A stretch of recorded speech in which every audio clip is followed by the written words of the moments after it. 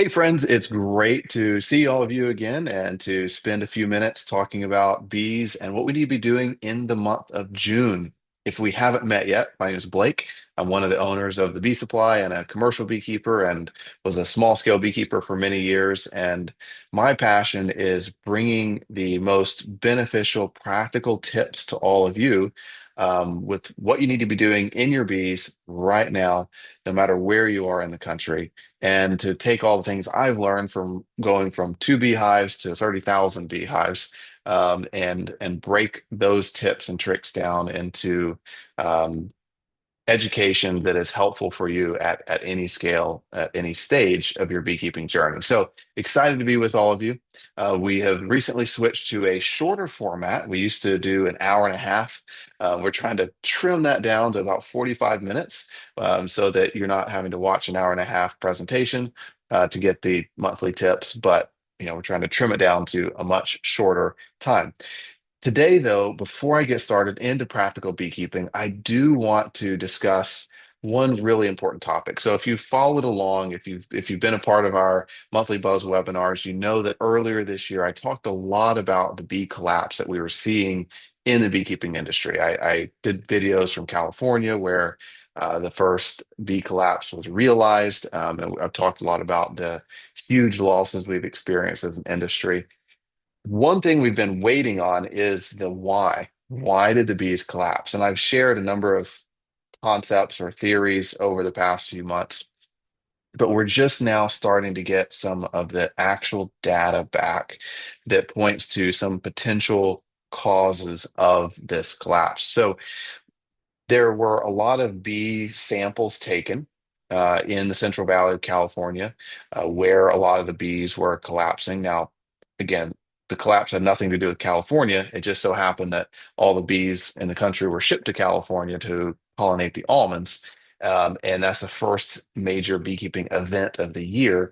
And so that was where it first became apparent. Again, had nothing to do with California. It's just that's where all the bees were, or all the bees were being shipped. So when the collapse started, I worked with the USDA. A number of other beekeepers did too, to gather up a lot of samples of bees, of varroa mites, of comb, of pollen to test and try to understand, hey, what is going on with our bees? Those tests take a while to get results on. So we've been waiting all this time. We're just now getting the first of the results. Now, these results are not exhaustive. We're going to get more results over the coming months, but the first round of testing showed that a potential cause of the collapse was really high Varroa mite resistance to Amitraz. Now, Amitraz is the most commonly used mite control product or ingredient in the industry. It's the active ingredient in Apivar, which is the strip you put inside the hive to kill varroa mites. And it's been kind of the backbone of varroa mite management in the industry for the past 20 to 30 years. We think we're finally, that the USDA report shows that we're seeing an increase and rapidly increasing resistance from the varroa mites with Amitraz, so that the Amitraz doesn't seem to be killing the varroa mites as well as it once did. And so this USDA report that came out showed that, hey, the varroa mites that samples that we took in California, the bee samples that we took in California, were showing 100% resistance to Amitraz. Or those varroa mites had genes in them that were denoted resistance to Amitraz. Now, it doesn't mean that Amitraz doesn't work at all. It just means that it's not working as well. And because the industry is so reliant on this product, even it not working 30 or 40% as well means that you can have mass collapses as the bromites get out of hand. Now, what that means is, as beekeepers, I'm not necessarily saying, oh, never use Amitraz. It's more of make sure you test to make sure your treatments work.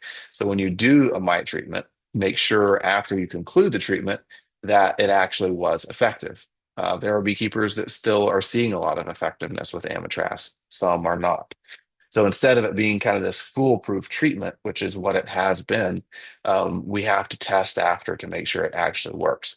I think there will be other test results that come out as well, which also point to additional causes of the collapse, potentially pesticide issues, environmental issues, other treatment or chemicals that could be contributing to it. There's a wide array of possibilities, but this is the first report that's come out, and it's pretty. It was a pretty extensive round of testing that was done, and we're certainly seeing that we can't just rely on Amitraz as a mite treatment as an industry. So good. I mean, it's good news overall. It gives us a glimpse into what we need to be doing better as beekeepers. So for you, most of you listening are small scale beekeepers. Um, I would I would lean into rotating treatments. Don't just use Apivar strips, but rotate. Use Apigard, use Apivar, then use Mite Away quick strips. Use oxalic acid. Use two or three different treatments rather than just one, and then make sure you're testing your Varroa mite levels after the treatment to ensure that it works. So it's kind of breaking news. We'll learn more as more results come out, but it's the first significant indicator of a potential cause of the collapse. So with that, if you guys still need bees, we are selling bees this summer. They're going to go live on our website in the next couple of days, and we'll have bees available all summer long if you're interested in buying bees. If you're getting ready to harvest honey, this is one of my all-time favorite products, whether you're a commercial beekeeper, small scale beekeeper, anywhere in between. This is by far the best fume board that exists, in my opinion. So there's no fume board on the market that drives bees out of honey supers as quickly and as effectively as this fume board does. So highly recommend it if you're getting ready to harvest some honey. Sherry, what do we have going on our June topics? Good to see you. Good to see you. Well, I tell you, I absolutely drove everybody nuts the last few months because every month I come on here and I tell you to look in a different place for these topics. But you know what? I told you it was in the works where we were getting everything workable and searchable. We finally got there. The internet is a really, and then websites are, it's all this coding stuff that's I am so glad there's a team behind me, not literally, but figuratively, doing this for me. But so now I'm going to tell you that just about anywhere you go on our website, you're going to be able to find articles simply by the topic. You can go in and put any, let's just say Varroa, like Blake was just talking about, and it's going to pull up the everything that we've got, no matter where it is. So yay! You don't have to go to a particular place. But these week 1, 2, 3, and 4 that I'm talking about, those are loaded. I put those on the TBS monthly articles. You see it circled there in the center under our logo. That's where they live. That's not to say you can't search it with that top little circle I have that's the little microscope thing.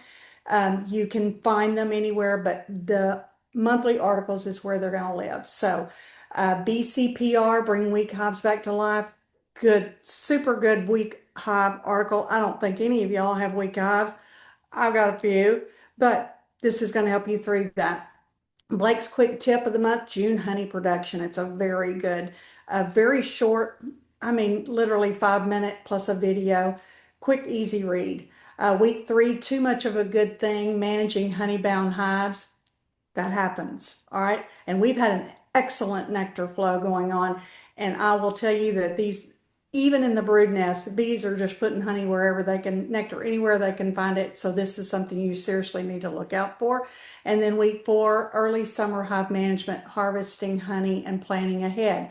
And because I had several emails saying, we really need for all of these to be published at one time at the beginning of the month, not 1 week at a time. I got you back.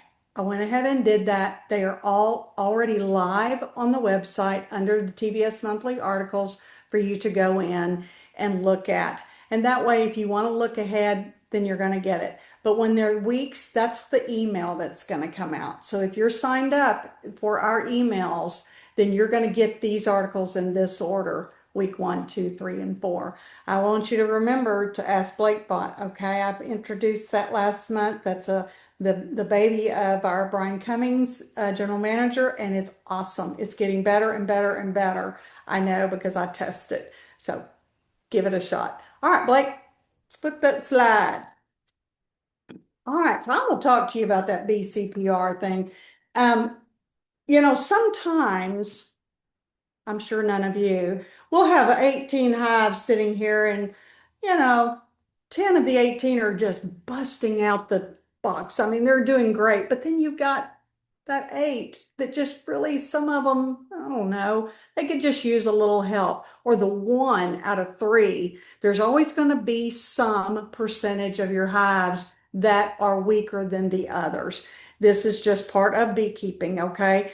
We've just got to get through it. But this article is super, it really addresses in very few words how to get through it. So I'm going to just go over a few things.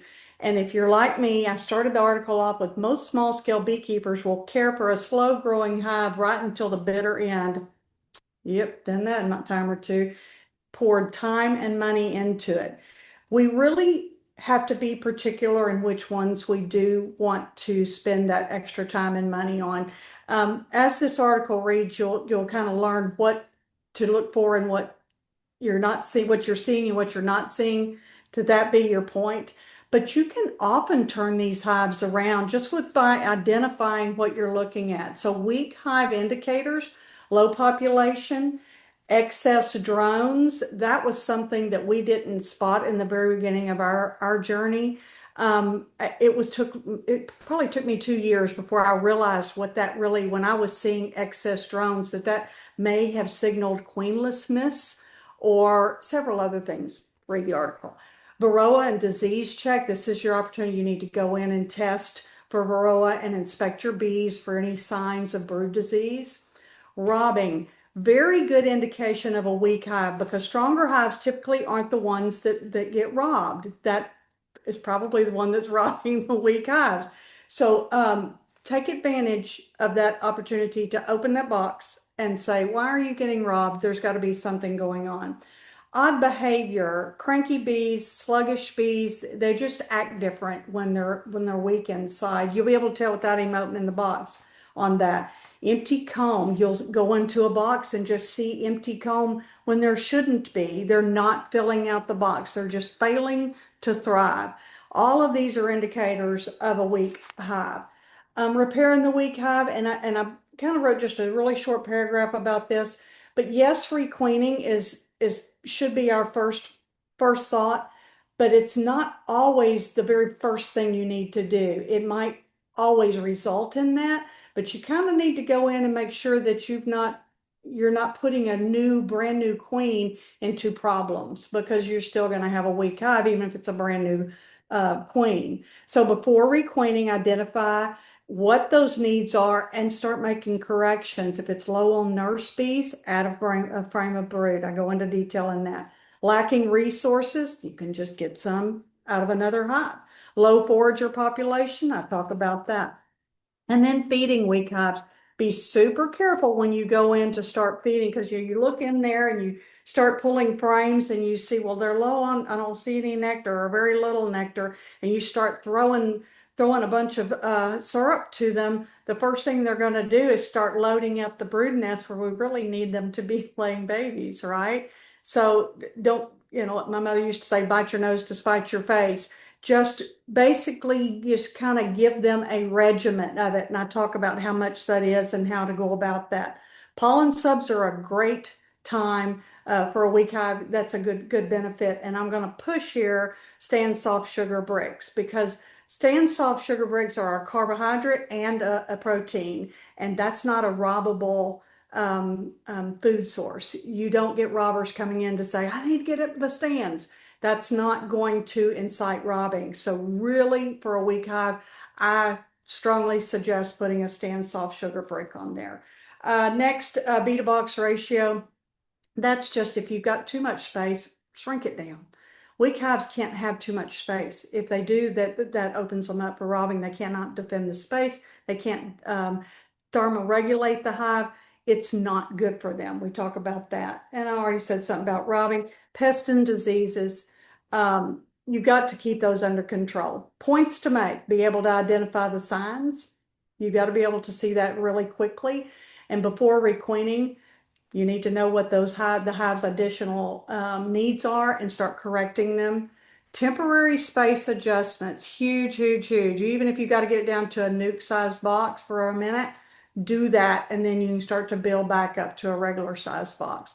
Watch for robbing and keep pest and disease under control.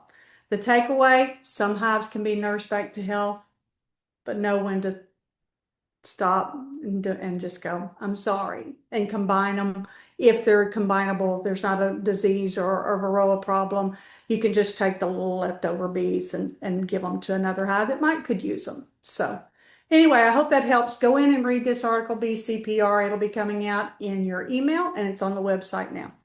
That's all I got. Awesome. Thank you, Sherry. That was great, as always. All right, so let's talk. One quick reminder before we jump into practical beekeeping is we have a lot of virtual classes on our website. So the biggest one I really recommend is the simplified Varroa control. So if you're confused about how to handle Varroa mites, which is the biggest issue generally in small scale beekeeping, we've got a great class for that, along with summer splits and how to do hive inspections. So really encourage you to check those classes out as we jump into the summer months. Okay, let's jump out into the bee yard and see what the bees are doing. This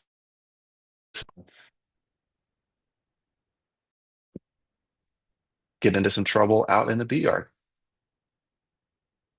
How do you know the main honey flow has begun? It's a great question, and there's a couple different ways to answer it. One of the biggest things I look at is what are the major honey producing flowers doing in your area? Now, talk to local beekeepers to figure out which flowers in your area are major honey producers. This is one in my area of North Texas. This is called Scabiosa or pincushion, and this is one of the major nectar producers. So when I see this start blooming in early May, I know that the main honey flow has begun. Conversely, when I see all the flowers start to die, I know that the honey flow is about over. So watching the flowers is a great way to tell when your honey flow begins and ends. Secondarily, you can also look at your bees. What are your bees telling you? Are they starting to fill up their honey supers with fresh, glistening nectar? If they are, the honey flow has begun. If they're not storing anything up in their honey supers, either they're not strong enough to begin, or the flowers just aren't blooming yet. I also watch for white honeycomb being drawn out, and this frame is a beautiful example of that. You can see on this frame, the bees have started drawing out this white honeycomb near the top. That's a sign that they have a surplus amount of food, and they're starting to add honeycomb all throughout the box. So watching your bees is a great way to tell. Make sure that they're adding honey to that super. Those frames are filling up. That's a classic sign that obviously your honey flow has begun. When is it time to add your very first honey super? Great question. This is a hive that has two brood boxes, so they have a deep brood box and a medium brood box, and they are ready for their very first honey super. The first thing I look at is I want to make sure my second brood box is 80% full of bees and mostly drawn out honeycomb. So when I look at this hive and I look down between the frames, at least 80% is of between these frames are full of bees. And when I look at the honey or the brood, almost every frame is full of honey or it's full of brood. Even the very outside frames are almost completely full. So that tells me that it's ready for its very first honey super. What I'm going to do is I'm going to take my first honey super. If it's honeycomb, already drawn out comb, I can put on a queen excluder and put it right on top, or not. That's a whole other video, queen excluders versus no queen excluders. If it's foundation, I'm certainly just going to put it right up on top with no queen excluder. I'm going to feed this hive another gallon of syrup, let them get started drawing out the comb and super, and then stop feeding. And once they've got about a fist-sized piece of comb drawn out on these middle 3 to 4 frames, then I can go back and add a queen excluder if I want to use it. But adding your first super is just that easy. Once your first I'm sorry, once your second brood box is 80% full of bees or 80% full of honey or 80% full of brood, anytime the frames are 80% full of something, you're ready for your very first honey super. Should you bottom super or should you top super? And what's the difference?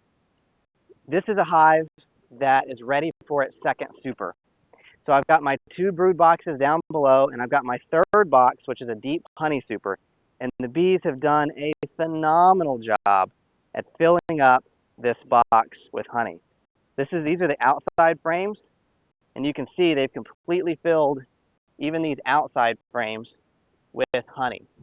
So once the top box, your top super, is 80% full of honey, it's ready for a second super.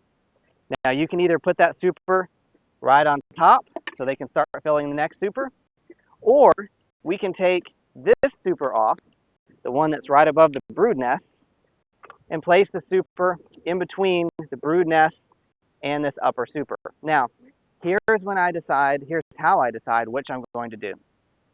If my second super is drawn out honeycomb, I'm always going to put it right up on top.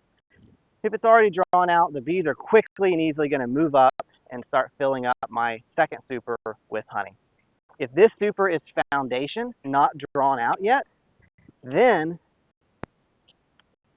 I'm going to put it right in between the two, because the bees are going to draw out this foundation faster if it's right above my brood nests rather than all the way up on top. And that's how you decide whether you should top super or bottom super.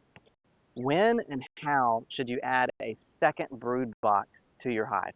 It's very, very simple. I'm going to illustrate on this hive right here.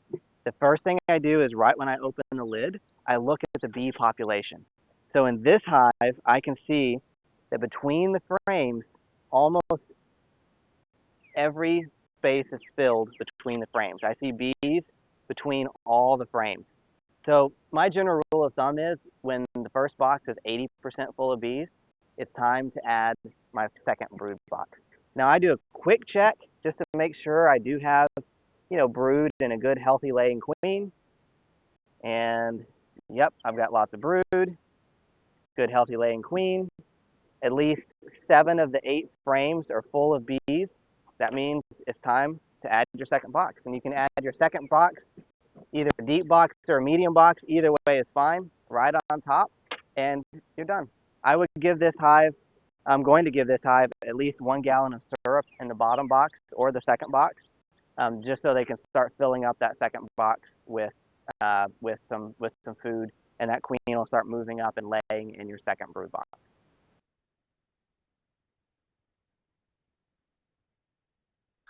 Welcome back, and let's jump into some June tips now back here in the classroom. So you're going to see a lot of flowers blooming right now. We're kind of in the middle of the honey flow for the majority of the US. We are either kind of in the final weeks in the south, or just getting started central and north.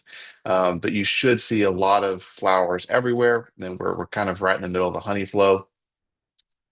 This is the drought map right now. So um, a lot of regions have had a lot of relief from drought, and then you can see the central west is still pretty rough as far as drought goes, but the southeast has gotten a lot of relief from the drought. But this is a great map to keep an eye on as we go into summer to understand what your honey flow is going to look like, or what kind of summer flow you're going to have, or summer dearth you're going to have. So we have a lot of questions asked about honey harvest, and it's a little early to really jump into honey harvest because most areas aren't going to start harvesting until later June, early July. So we'll talk about honey harvest a lot in our July monthly buzz, but we do want to answer some questions because people do have a lot of questions about honey harvest. So Sherry, you've had a lot of folks send questions in. What are some questions folks are having right now when it comes to honey harvest? Well, nerves are high, depending on where you are and how good your flow is. I keep bragging about how well it is in Southeast Texas, but I think the number one, I've probably multiple questions coming in. When do I harvest my honey? Yeah, that's such a good one, right? And it I think so many people ask that because there's not one set answer.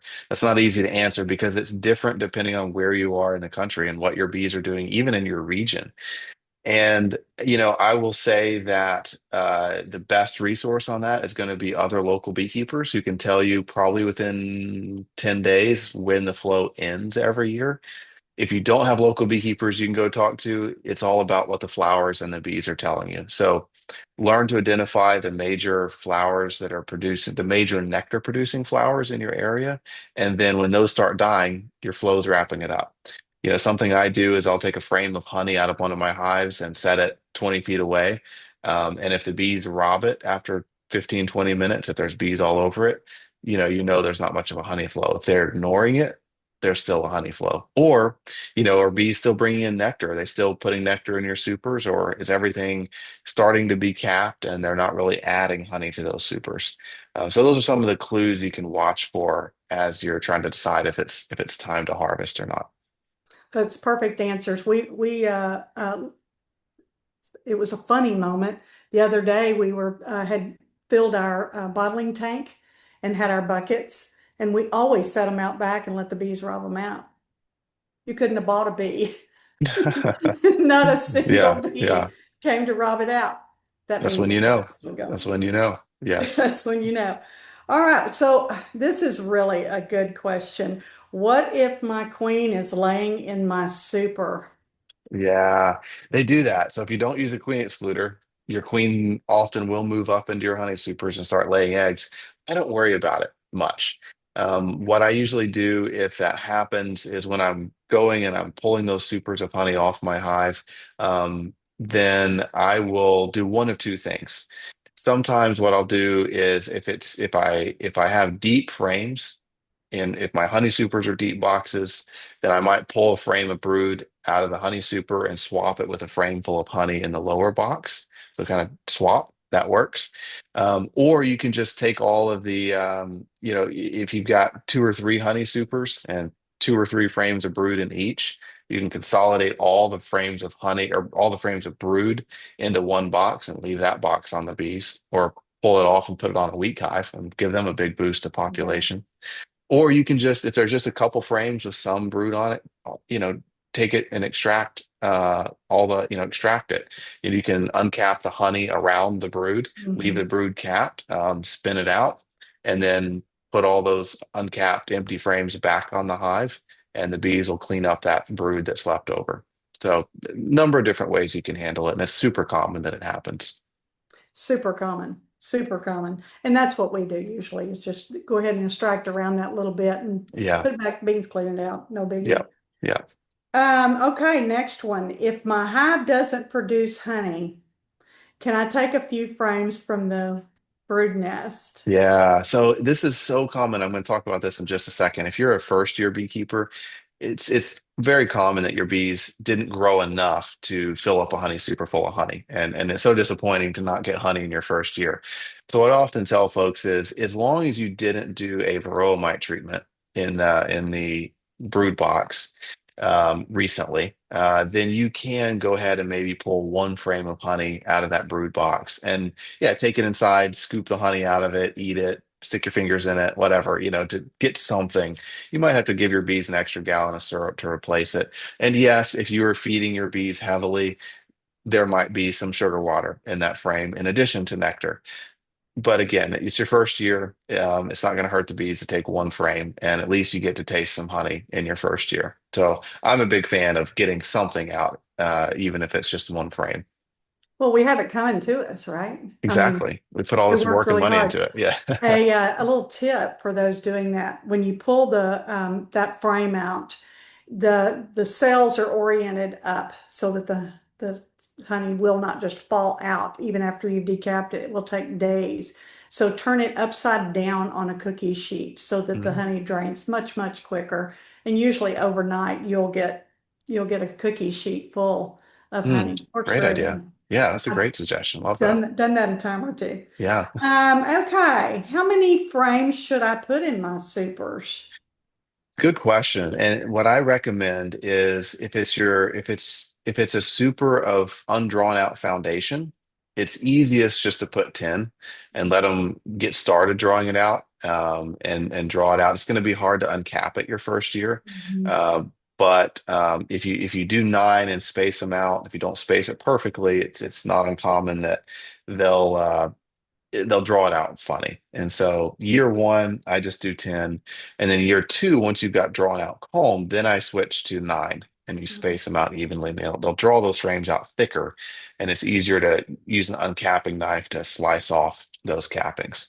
But what I find is a lot of hobby beekeepers, and I recommend this, if you just got a few supers and that's all, if you've got one or two hives, an uncapping fork where you just scratch off those cappings is so much easier than a knife.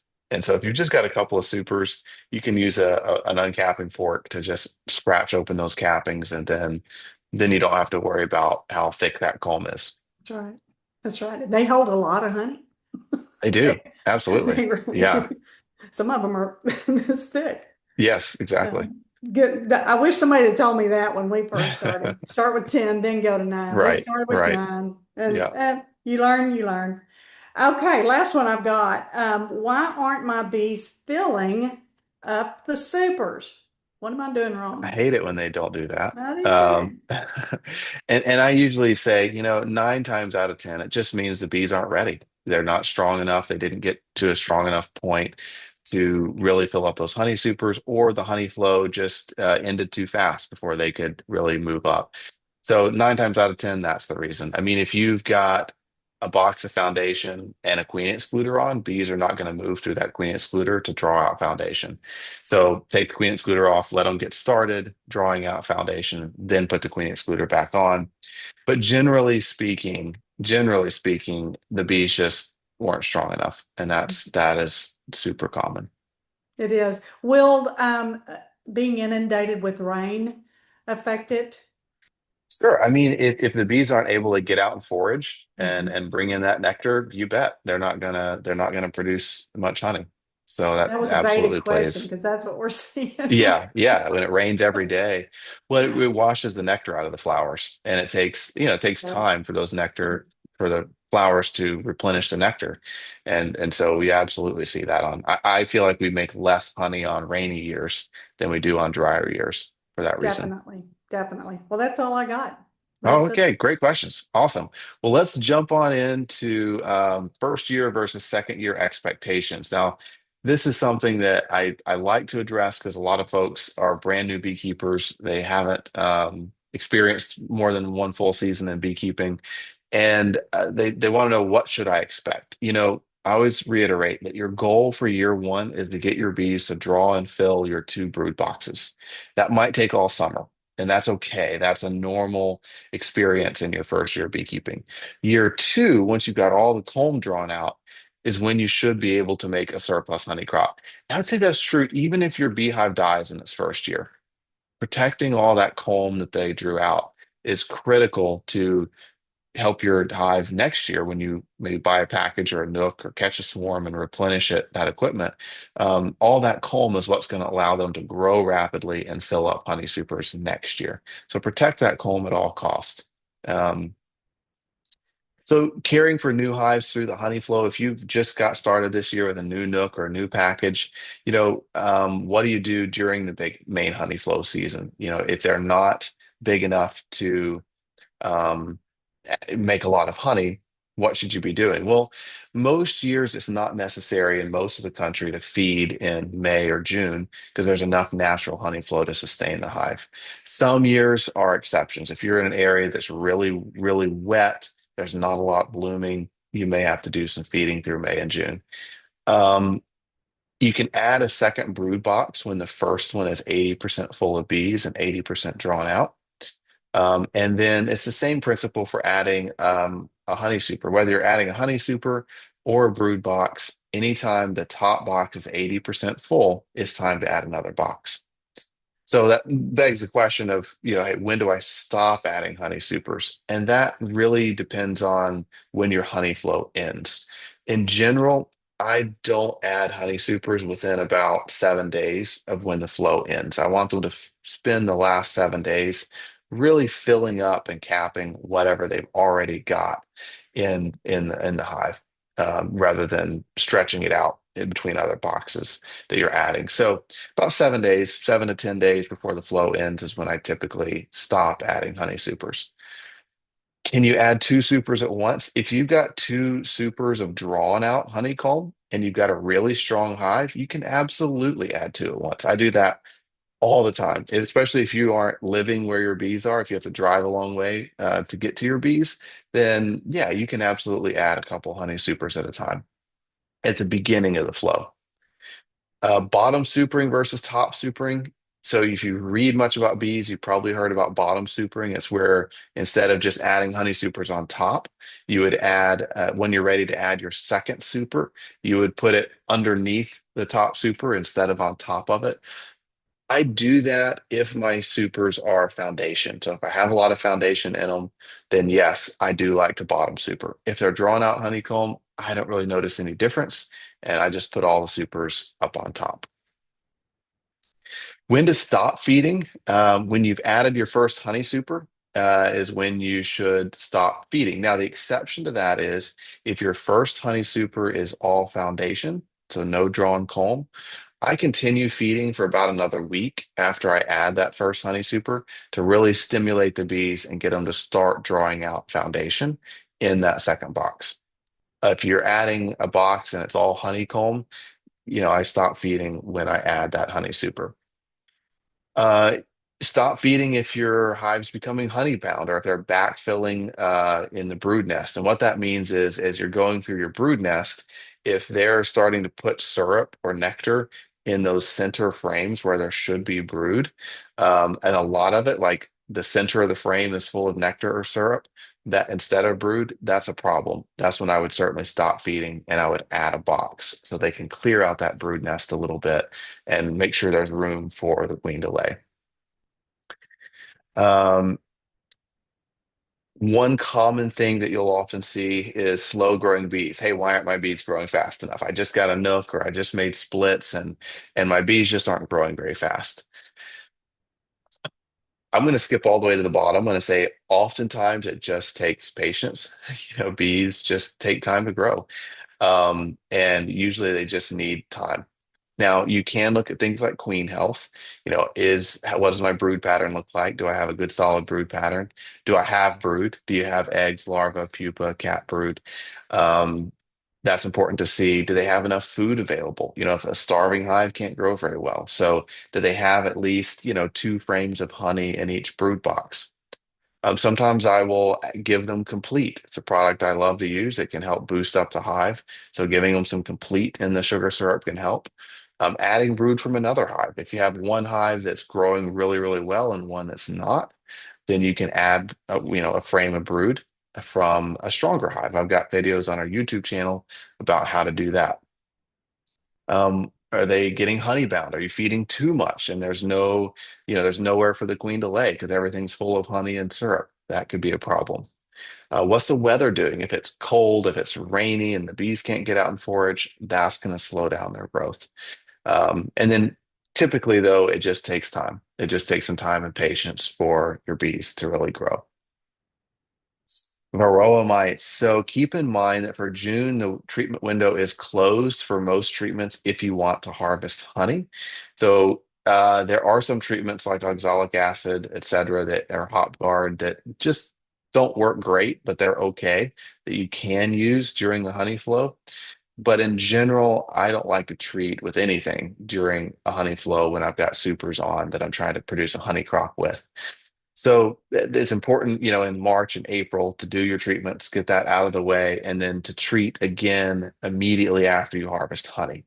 That's the most important time to treat. We'll talk quite a bit about it in July because that's the time. If you miss that summer treatment, your bees typically are going to die. And so this is by far the most common cause of hive death is varroa mites that weren't properly treated in the summer, in the months immediately preceding your honey harvest. So, or following your honey harvest. So, usually my goal personally with my bees is we harvest honey, and that week we do our varroa mite treatments. That could be a whole class in and of itself. So again, check out our virtual Varroa management class on our website.